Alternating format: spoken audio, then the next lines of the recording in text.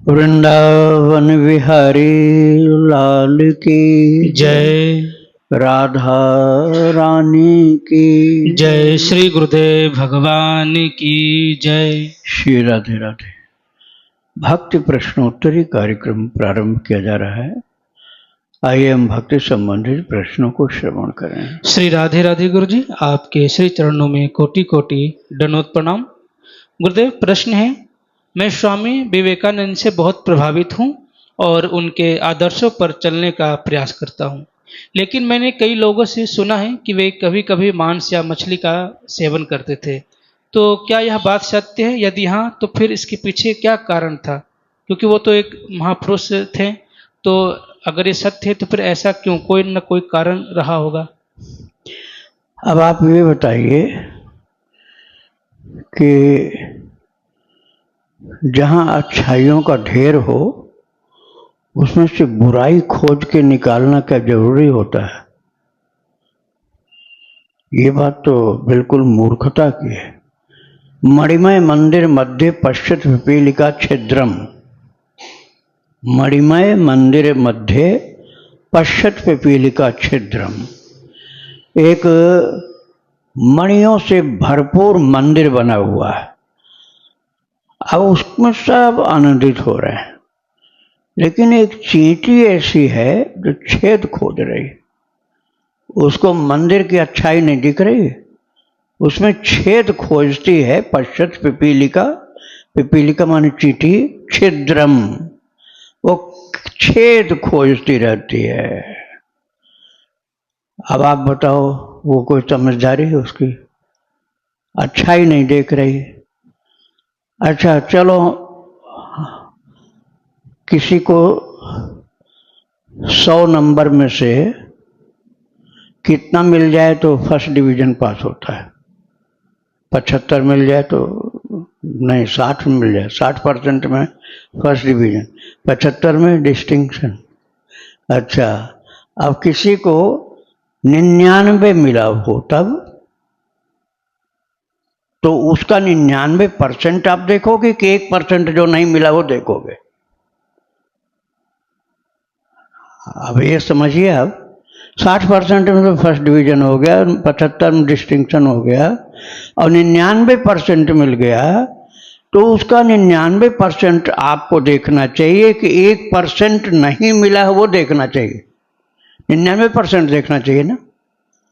एक इतना बड़ा महापुरुष जो भारत के संस्कृति को, ज्ञान को पूरे विश्व में पहुंचाया, उसके 99% की सफलता को आप नहीं देख रहे हो, 1% उसकी कमी खोज रहे हो। ये तो बहुत गलत दृष्टि है। चलो 1% आपका ही मान लो, हमने मान लिया, तो 99% पास हुए। वो 99% पास हुए, इसका मतलब बहुत अच्छे नंबर से पास हुए। तो हम तो उनकी बड़ाई करेंगे, हम उनकी कोई कमी नहीं खोज पाएंगे। श्री राधे राधे।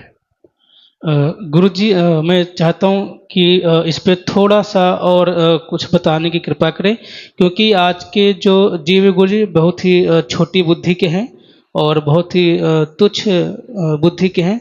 उनको ऐसा लगेगा कि अच्छे कर्म करते रहो, बाकी खान पान पे ज़्यादा कोई असर नहीं पड़ता है, खान पान से कोई मतलब नहीं है, कुछ भी खाओ लेकिन अच्छे कर्म करो। वो इस प्रकार से भी ले सकते हैं गुरुदेव, तो अगर थोड़ा सा और कुछ नहीं, गलत दृष्टि। देखिए, अब पूरा शरीर किसी का बहुत सुंदर है, अब कहेगा नहीं उसके तो मल द्वार बना हुआ है, टट्टी निकलने के लिए एक छेद बना हुआ उसके शरीर में। ये तो बहुत, ब्रह्मा बहुत नासमझ थे कि इतना सुंदर शरीर बनाया और एक टट्टी के लिए छेद बना दिया। अरे वहां से उनको निकालना चाहिए था इत्र का तेल। तो आपकी कल्पना तो बेकार की हुई ना। कोई बहुत बड़ी अच्छी फैक्ट्री बनी हुई है या बिल्डिंग बनी हुई है, उसमें नाली का द्वार आप देख करके भिनभिनाओ, तो आप उसकी अच्छाइयां क्यों नहीं देखते भाई? हम तो उनकी अच्छाइयों को देखने में ही अपने को आनंदित कर रहे हैं। उन्होंने क्यों खाया था मछली, इस बात को समझने की बुद्धि नहीं है हमारे आपके पास। इसलिए उस बात को मत लो। आपने जीवन में कोई गलती कभी नहीं की हो तो हम मान सकते हैं आपकी।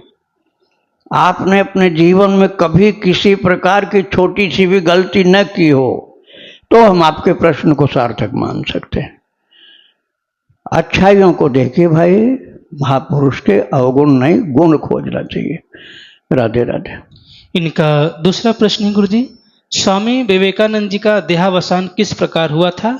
क्या उनका निधन किसी स्वाभाविक कारण या बीमारी से हुआ था अथवा उन्होंने योग बल या महासमाधि के माध्यम से अपने शरीर का त्याग किया था? उन्होंने बहुत ऊंचे ज्ञान की स्थिति में अपने शरीर को त्याग किया था। जिस समय उनको लगा कि हम अपने जीवन का सब कार्य कर चुके हैं, अब मेरे रहने की आवश्यकता नहीं है, तब उन्होंने अपने आत्मा को परमात्मा में विलीन कर दिया।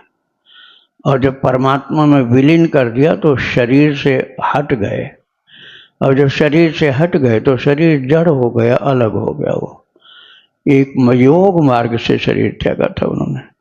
राधे राधे।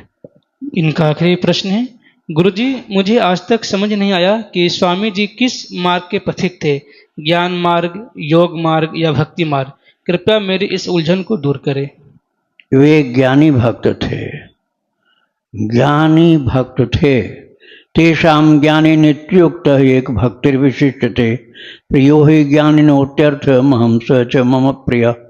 7वें अध्याय में गीता जी में पढ़ो, चतुर्विधा भजन्ते माम जना सुकृतिनोर्जुन आर्तो जिज्ञासुर अर्थार्थी ज्ञानी च भरतर्षभ। भगवान ने कहा 4 प्रकार से लोग मुझको भजते हैं। चतुर्विधा भजन्ते माम जना सुकृतिनोर्जुन। हे अर्जुन, वे सभी सुकृति हैं। सुकृति चारों अनग उदारा, वे चारों सुकृति हैं और 4 प्रकार से भजते हैं, आर्त, जिज्ञासु, अर्थार्थी और ज्ञानी। श्री विवेकानंद जी महाराज ज्ञानी भक्त थे, रामकृष्ण परमहंस के बहुत प्रिय शिष्य थे। उनको पता था कि ये बहुत ज्ञानी भक्त है, इसलिए उनको इस कार्य के लिए अपने भारत के ज्ञान को विदेश में पहुंचाने के लिए भेजा था। अपनी शक्ति वहां प्रकट कर दी थी, अमेरिका में, शिकागो में। तो गुरुदेव की शक्ति भी साथ में थी। नाग महाशय के अंदर, जो उनके गुरु भाई थे, नाग महाशय के अंदर शुद्ध भक्ति थी। ज्ञान की तरफ देखना उनका स्वभाव नहीं था, उनको प्रेम की तरफ ही देखना अच्छा लगता था। इसलिए नाग महाशय गुरु भाई थे, तब भी विवेकानंद जी जाकर के उनका बहुत सम्मान करते थे। कहते थे आप एक शुद्ध भक्त हो और मैं विवेक युक्त भक्त हूँ। तो भगवान ने इन सभी का आदर किया। उदारा सर्व एवैते ज्ञानी त्वात्मैव मे मतम। उदारा सर्व एवैते, भगवान ने कहा चारों उदार हैं, लेकिन ज्ञानी त्वात्मैव मे मतम, ज्ञानी प्रभु विशेष प्यारा। ज्ञानी भक्त थे आप, उनके ज्ञानी भक्त होने का गौरव समझिए। उनके खान पान की एक दिन की भूल को या किसी विशेष कारण से उन्होंने लिया, उस पर कृपा करके आप अपने मन को मत ले जाइए। उनके गुणों को केवल इकट्ठा करने में कई जन्म लग सकता है, और अवगुण खोजना कितनी बड़ी मूर्खता की बात है हम लोगों के अंदर। राधे राधे। वासु जी गुरुजी, इनका प्रश्न है, गुरुदेव हर काम करते हुए नाम स्मरण किया जाए और भक्ति चरित्र भी रोज सुने आधा घंटा, तो क्या आध्यात्मिक उन्नति किस प्रकार होगी ताकि मेरा चित्त चिपक जाए नाम में और चंचलता मिट जाए? हाँ, भक्त चरित्र, जो वो चरित्र जिसमें प्रेम विशेष आपको महसूस होता है, अर्थात भाव विह्वल हो जाते हो, आंखों से अश्रु प्रवाह चल पड़ता है, ऐसे भक्त चरित्र को थोड़े थोड़े दिन बाद रिपीट करना चाहिए, जिससे उसका पूरा प्रभाव आपके हृदय पर आवे। और नाम जप भी करिए। आप अपनी भक्ति को किसी से बताओ मत, उसको गुप्त रखो। आप साधक हो, आप सिद्ध नहीं हो।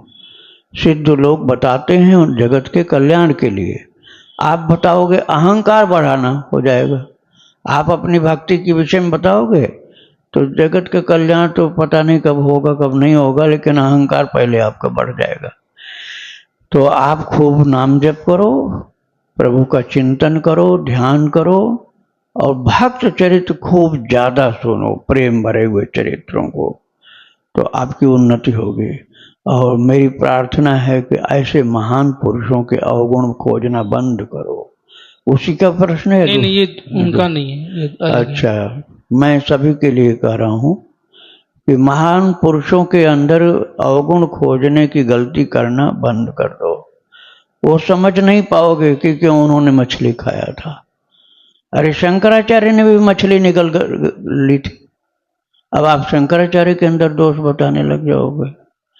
तो ये हम लोगों की बुद्धि के बाहर की चीज है, इसलिए इस पर नहीं अपनी बुद्धि लगानी चाहिए। श्री राधे राधे।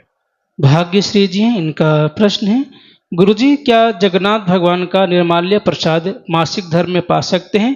क्योंकि गुरु कृपा से मेरे मन में यह बात आई है कि मैं नित्य ही महाप्रसाद पाऊंगी जगन्नाथ भगवान की। हाँ बिल्कुल, आपको पाना है। किसी कर्मकांडी से मत पूछना, नहीं तो आपको रोक लगा सकता हो। अरे जगन्नाथ भगवान माता पिता हैं। माता पिता की गोद में बच्चा हर स्थिति में आनंद पाता है।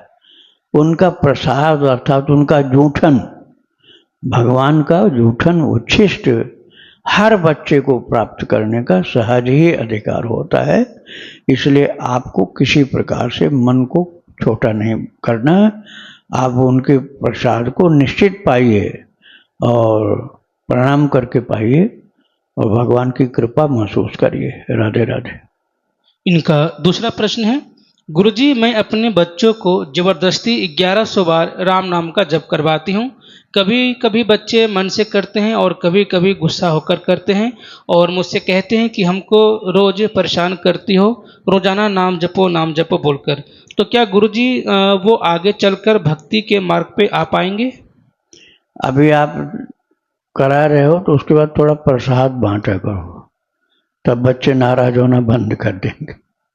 1100 बार राम राम बुलवाने के बाद बढ़िया सा स्वादिष्ट प्रसाद उनको देना शुरू कर दो और पहले ला करके भगवान को भोग लगाओ और दिखा दो कि देखो ये भोग लग रहा है। ये तुमको तब मिल जाएगा जब 1100 बार राम राम बोलोगे। तो फिर वो जो नाराज होने वाले हैं खुश हो जाएंगे कि हमको इतना अच्छा प्रसाद मिलेगा राम राम बोलने पर। हाँ मिलेगा, अभी मिलेगा। तो उसकी नाराजगी प्रसन्नता में परिवर्तित हो जाएगी। श्री राधे राधे। अमनदीप जी हैं कनाडा से, इनका प्रश्न है, गुरुदेव मैंने यूट्यूब पर वीडियो देखे तो उसमें बोला जाता है कि अगर राधा राधा नाम जप करो तो श्री कृष्ण बहुत जल्दी मिलते हैं, अगर कृष्ण कृष्ण जप करो तो कृष्ण जल्दी नहीं सुनते। मैं महादेव नाम का जप का प्रयास कर रही हूँ, कृपया कर मुझे बताएं कि मैं क्या करूँ। अभी राधा और कृष्ण की बात में चलो, दूसरी जगह कैसे पहुंच गए। राधा राधा जपने पर कृष्ण भगवान प्रसन्न होते हैं और कृष्ण कृष्ण जपने पर कृष्ण भगवान नहीं प्रसन्न होते, यही कह रहे हैं ना। तो कृष्ण कृष्ण जपने पर तो राधा जी प्रसन्न होंगी। जब आप राधा राधा जपेंगे तो कृष्ण भगवान प्रसन्न होंगे और जब आप कृष्ण कृष्ण जपोगे तो राधा जी प्रसन्न होंगी। तो राधा को यदि आप अधिक महत्व दे रहे हो तो राधा जी की प्रसन्नता और अच्छी बात है। कृष्ण जपने से राधा रानी प्रसन्न हो रही तो और अच्छी बात हो गई। तो आप इसलिए कृष्ण कृष्ण जपा करो, दोनों में कोई अंतर नहीं है। राधा जपने से कृष्ण प्रसन्न होंगे, कृष्ण जपने से राधा रानी प्रसन्न होंगे।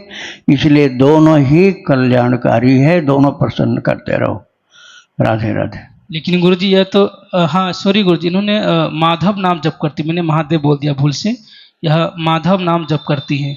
हाँ हाँ, तो माधव भगवान कृष्ण का नाम है। भगवान का नाम जपने से राधा रानी प्रसन्न हो जाती है और राधा रानी भक्ति माता है। अब भक्ति माता प्रसन्न हो गई तो आपका जीवन सरस हो गया, कृपा से भर गया। तो कृष्ण का नाम परम कल्याणकारी है। राधे राधे। इनका दूसरा प्रश्न है, गुरुदेव एक और बात आपसे बतानी थी कि 2 दिन पहले की बात है, मैं रात में माधव नाम लेखन किया और नाम जप माधव माधव करते सो गई। मुझे स्वप्न आया कि जैसे माधव ने मेरे कंधे पर हाथ रखा है और जैसे किसी झोले से नीचे जाते हुए पेट में फीलिंग होती है, जैसे बहुत सारी बटरफ्लाई वाली फीलिंग, ऐसा महसूस हुआ और और मैं जाग गई, मेरी आंखें खुल गई। बहुत अच्छी फीलिंग थी। और गुरुदेव, मैं सारा दिन नाम जपते चलते फिरते वृंदावन बांके बिहारी कृष्ण कथा को सोचते रहती हूँ। तो क्या ऐसा करना ठीक है या मन को सिर्फ नाम में ही लगाना है? नहीं, बहुत अच्छा आप कर रहे हैं। इस प्रकार का अपने मन को चिंतन कराना, भगवान के स्मरण में मन को लगाना और जप करना, दोनों होता है तो और अच्छी बात है। राधे राधे। प्रश्न गुरु जी, उषा अग्रवाल जी का, पितरों की शांति के लिए गीता जी के कौन से अध्याय का पाठ करना चाहिए, तर्पण से पहले भी? पितर पहले से ही शांत हैं, उनको क्यों अशांत करना चाहते हो? पहले से ही शांत हैं। आप भगवान की प्रसन्नता के लिए भक्ति करो। पितर तो उसी दिन शांत हो गए जिस दिन आपने राम राम बोलना शुरू किया।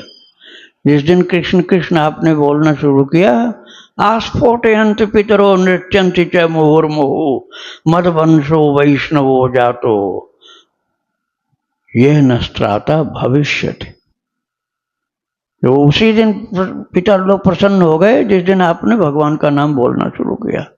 तो पहले से ही शांत हो गए हैं क्योंकि आप भक्ति कर रहे हो। इसलिए पितरों के लिए अब कुछ नहीं, आपको भजन करना, भगवान के लिए भजन करना है। राधे राधे। सुनील सक्सेना जी, इनका प्रश्न है, महाराज जी, मैं नारायण नाम का जप करता हूँ, राम नाम भी जपना चाहता हूँ, लेकिन जब भी जपने की कोशिश करता हूँ राम नाम की, तो नारायण नाम ही निकलने लगता है, ऐसा क्यों? अरे वही नारायण है, वही राम है। रामो नारायण है, साक्षात ब्रह्मणा याचिता पुरा, ऐसा कहा है वशिष्ठ जी महाराज ने भरत जी से। एकांते भरतो प्राह विशिष्टो ज्ञानिनाम वरः। ज्ञानियों में श्रेष्ठ वशिष्ठ जी एकांत में भरत जी को बुला करके बोले, रामो नारायण साक्षात ब्रह्मणा याचिता पुरा। राम जी स्वयं नारायण हैं, ब्रह्मा जी की प्रार्थना से आए हैं एकांत भरतो प्राह वशिष्ठो ज्ञानिनाम वरः। तो वही नारायण है जो राम बन करके आए हैं। पहले नारायण थे क्षीर सिंधु में, और वही नारायण ही राम है, राम ही नारायण, कोई अंतर नहीं। राधे राधे। इनका दूसरा प्रश्न है, प्रभु का नाम बेचने का क्या तात्पर्य है? बेचने का तात्पर्य ये होता है कि हम उसकी महिमा के विपरीत कार्य करें। जैसे कोई घृणित काम के लिए, जो निंदनीय है, अशुद्ध है, अपवित्र है, उस कार्य के लिए भगवान के नाम का प्रयोग करें।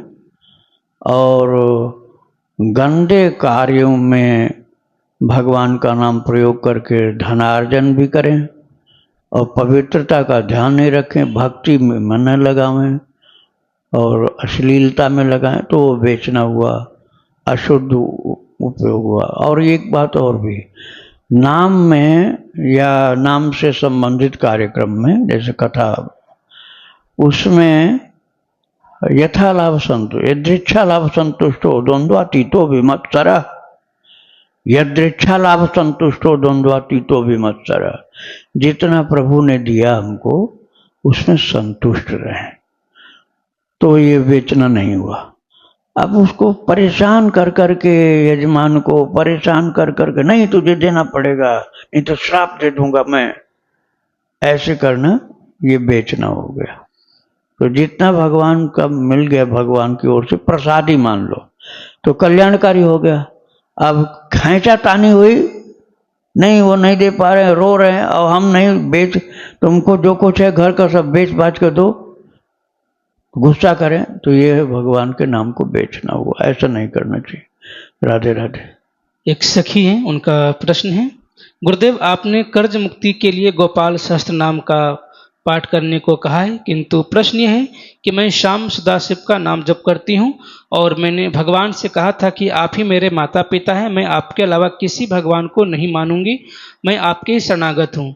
तो यदि मैं गोपाल सहस्त्र नाम का पाठ करूंगी तो उसमें कृष्ण जी से मांगना पड़ेगा, तो मेरी शरणागति एवं अनन्यता पर तो कोई प्रभाव नहीं पड़ेगा? आपकी इच्छा है जैसे तो शाम सदाशिव जप करो, लेकिन गजेंद्र मोक्ष तो पाठ करना पड़ेगा। मैंने बताया था गजेंद्र मोक्ष पाठ करने से कर्ज से मुक्ति मिल जाती है, तो वो तो करना पड़ेगा। शिव जी को भागवत जी बहुत प्रिय है, शिव जी को भागवत जी बहुत प्रिय है। 11वें स्कंध में प्रभु ने स्वयं कह दिया, वैष्णवा नाम यथा शंभु, शंभु शंभु अर्थात भगवान शिव जी, मैं वैष्णव में शिव के रूप में हूँ, अपनी विभूति बताया। शिव जी को भागवत जी इतना प्रिय है कि महाराष्ट्र में गोपी बन के आते हैं। तो भगवान शिव को प्रिय होने के कारण आप गजेंद्र मोक्ष पाठ करोगे तो भागवत जी का स्तोत्र है वो, तो शिव की भक्ति आप करते हो तो उनको अच्छा लगेगा। राधे राधे। इनका दूसरा प्रश्न है, महाराज जी मेरी एक इच्छा है कि कई वर्षों से जो मैं चाहती हूँ प्रभु पूरा कर दे। मैं जानती हूँ शायद वो चीज़ अभी अनुकूल नहीं है, पर प्रभु सर्व सामर्थ्य हैं, वो चाहे तो वो चीज़ मेरे अनुकूल भी हो सकती है। मैं चाहती हूँ प्रभु मेरी इच्छा में राजी हो जाए और महादेव एवं मैया पार्वती अपने आशीर्वाद एवं इच्छा से उस चीज़ को मेरे अनुकूल बनाकर मुझे दे दे। तो क्या नाम जब से यह संभव हो पाएगा? मैंने कर्तुम अकर्तुम अन्यथा कर्तुम के बारे में भी सुना है, तो क्या प्रभु उस प्रतिकूल चीज को अनुकूल बनाकर देंगे या और भी कुछ नाम जप के अलावा करना पड़ेगा क्या? कि क्योंकि जिससे कि प्रभु मान जाए और अपनी खुशी से मेरी इच्छा पूरी कर दे। भगवान इतना गड़बड़ नहीं कर सकते हैं कि आपके अकल्याण की चीज आपको दे दें, आपका नुकसान हो ऐसी मांग क्यों पूरी करेंगे वो? हठी बच्चे की बात माता पिता मान सकते हैं, लेकिन माता पिता को यदि ज्ञान हो जाए कि बच्चे की जो मांग है इसका नाश करने वाला है, इससे बहुत बड़ी हानि इसकी हो जाएगी, तो माता पिता उसको रोता हुआ देख कर भी नहीं देंगे, बिल्कुल नहीं देंगे। कहेंगे रोता रह तू, नहीं देंगे, रो ले जितना तुझे रोना हो, लेकिन ये देंगे नहीं, क्योंकि इससे तू मर जाएगा, एक्सीडेंट में मर जाएगा ये चीज देने से, इसलिए ये नहीं देंगे। तो भगवान को सर्वाधिक हितैषी समझकर, सर्वाधिक अपना समझकर, सर्वाधिक कृपालु समझकर उनकी बात को मान लो। अपनी 2 कौड़ी की बात का महत्व मत समझो, कुछ भी नहीं तुम्हारी इच्छा में, तुम्हारी बात में दम ही नहीं कुछ। भगवान की बात में, भगवान की इच्छा में, भगवान की कृपालुता में हर प्रकार से कल्याण है। और एक व्यक्ति जिसके अंदर ज्ञान ही नहीं है, भविष्य का नहीं पता, वास्तविकता का नहीं पता, उसकी मूर्खता भरी हुई, अकल्याण भरी हुई बात को ठाकुर जी कैसे मान लेंगे? इसलिए ये ना समझी त्याग दो और सीधे सीधे कह दो प्रभु आपको जो अच्छा लगे वही करना, तो आप भक्त हो जाओगे। और नहीं तो भक्त नहीं बन पाओगे, बस हठी बने रहोगे। इसलिए भक्त बनो, हठ धर्मिता का त्याग करो, प्रभु की इच्छा को मैं अपनी इच्छा मिलाओ और उसी से भला होगा। राधे राधे। प्रश्न गुरु जी, महाराज जी क्रोध से कैसे बचें? खुद को बहुत समझाते हैं कि कोई भी कुछ भी करे मुझे गुस्सा नहीं करना, लेकिन जैसे ही कोई कुछ गलती करता है सोचने का मौका ही नहीं मिलता, तेज आवाज में उस इंसान को डांट देते हैं। गुस्से का स्वभाव नहीं है मेरा, लेकिन एक बात को कई बार कहने पर भी सामने वाला नहीं समझता तो क्रोध आ जाता है, बाद में बहुत पश्चाताप भी होता है। बाद के पश्चाताप से क्या होगा? जब आग लगा ही दिया पहले, बाद में पछताने से क्या होगा?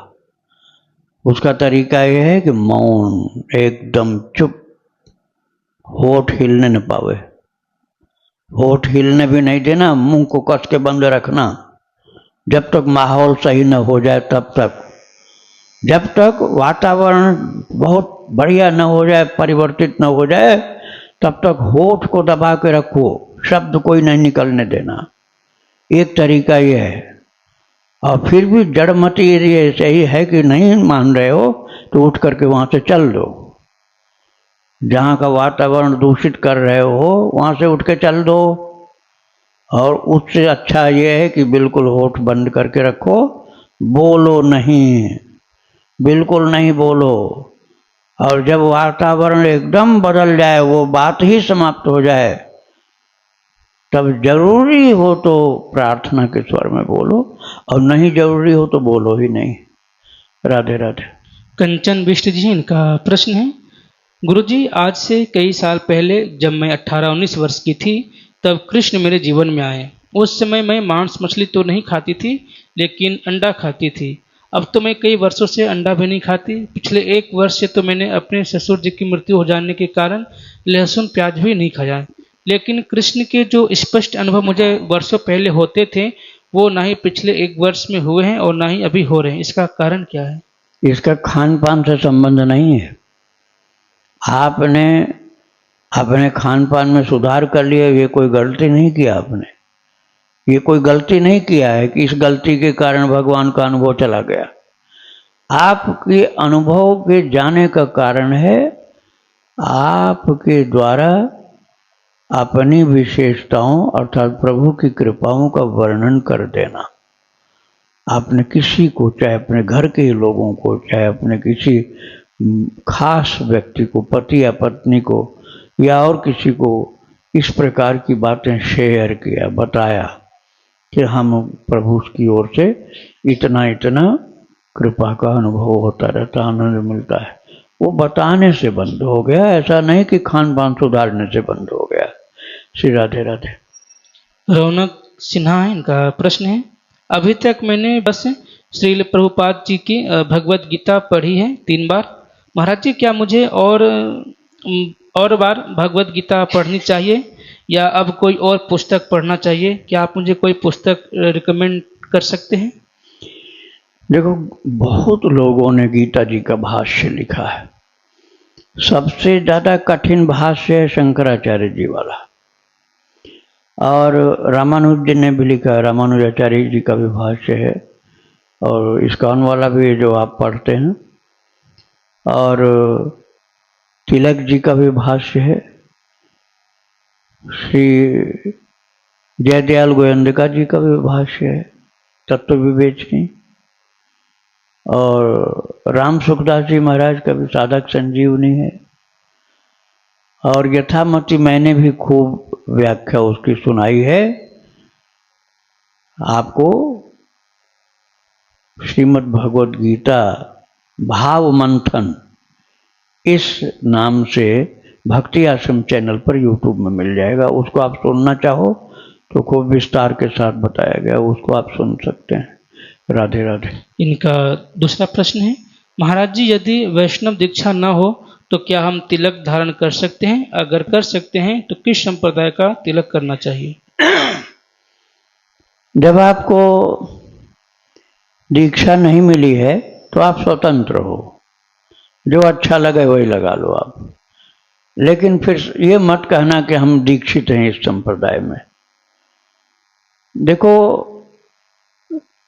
तरीका तो यही है कि भगवान के प्रसादी चंदन को आप माथे में कैसे भी लगा सकते हो, लेकिन ये दीक्षा ली है तो जैसे गुरुदेव का तिलक है वैसा लगाना चाहिए। श्री राधे राधे। वृंदावन बिहारी लाल की जय, राधा रानी की जय, जय श्री गुरुदेव भगवान की जय। श्री राधे राधे।